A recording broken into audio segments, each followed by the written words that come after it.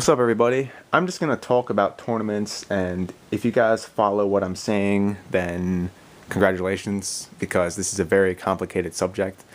But I feel like tournaments should be run a whole hell of a lot better than they are in Pocket Summoner.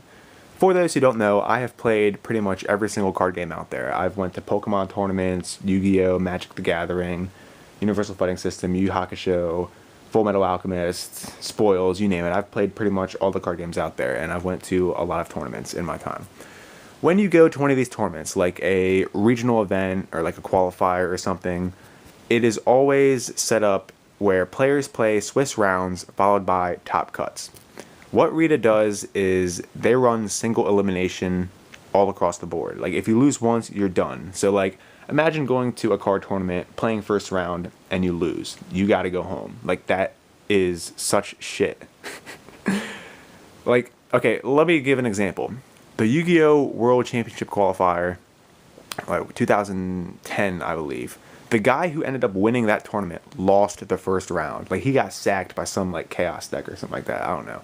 But he lost first round, but he ended up winning the whole tournament because, you know, like, he just had bad luck in that first round. So it doesn't make sense to lose and then you're done. Like, unless it's top cuts, because you actually fought that far. So let me explain how Swiss rounds works. Say you have 340 players. I already wrote this down.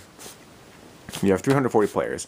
So you would find out how many rounds of Swiss you would play by taking the total amount of players, in this case 340, and you'd cut it in half until you get to 1, or if it's like 1 point something, then you gotta do it again, because only one person can come out on top on Swiss rounds. That's pretty much how it is. So after the first round, you'd have 170 players who have a 1-0 record. They have 1 win. After the second round, you'd have 85 players that have 2-0. Then these amount of players would have a 3-0 record, 4-0, 5-0, 6-0, 7-0, 8-0, and then you'd have one person who has a undefeated record of 9-0. So the way it works is that I've already written this down. You have one person with 9-0. You have two people who have 8-1, 7-2, stuff like that. You would take the top 16 or 32 players. In Rita's case, they do a top 32. Like, this is one of the only things that they do right. Let's go with one of these. This is a top 32 single elimination. You got 32 people playing, then you got the winners, which are 16 people play, then 8, then 4, then you got 2 for the finals. So you have 340 players. They would play 9 rounds. And the top 16 or 32, whatever the top cuts are, say it's 32 in Pocket Summoner's case, the top 32 players who have, like, the best records would move on to the top cuts, where they would play for the championship.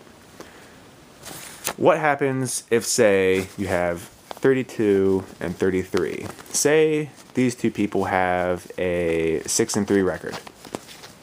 Which one would advance to the top cuts? It would go by strength of schedule, which means if this person lost to the people who have, like, say, undefeated, say this guy lost to the overall undefeated, that means he would advance in.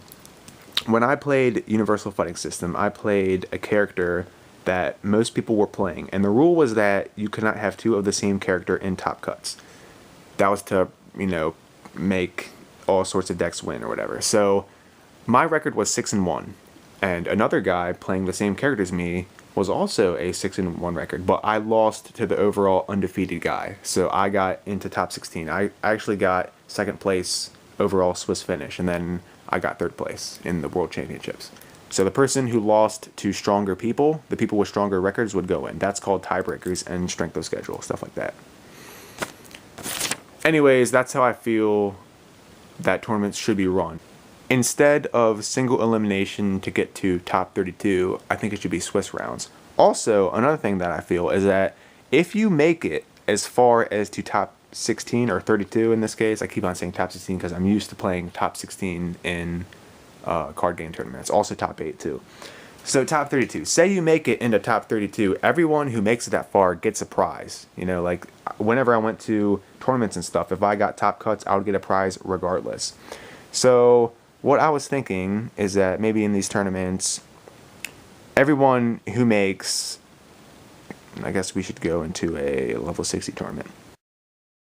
Everybody should get something for making it that far into Top Cuts. That's pretty much how like these card game tournaments are. I've made a little chart here of what, say, this is just an example. This is how prizes are commonly set up. You got first place gets like the grand prize, and you got second, which gets something a little less, and then third and fourth get something, then fifth and eighth, and then you could either have 11 through 16 get something, or wait, this would be 9. What am I thinking of? 9 through 16 get something, and 17 through 32 get something. But a lot of the tournaments that run a top 32 just say that 9, or like after 8th place, everyone else would just get like a prize. So I've kind of just made this up, not really, just for an example really, I guess.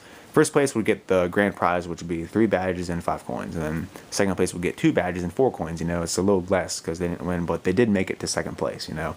Then you got third and fourth, 1 badge and 3 coins. Fifth through 8th, 1 badge and 1 coin. And then the rest of the players will get 1 coin for making it that far into top 32.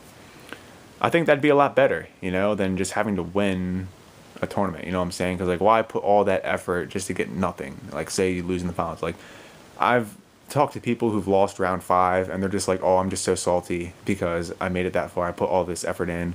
I spent so much money making tournament guards only to lose. You know, it's just kind of shitty, you know?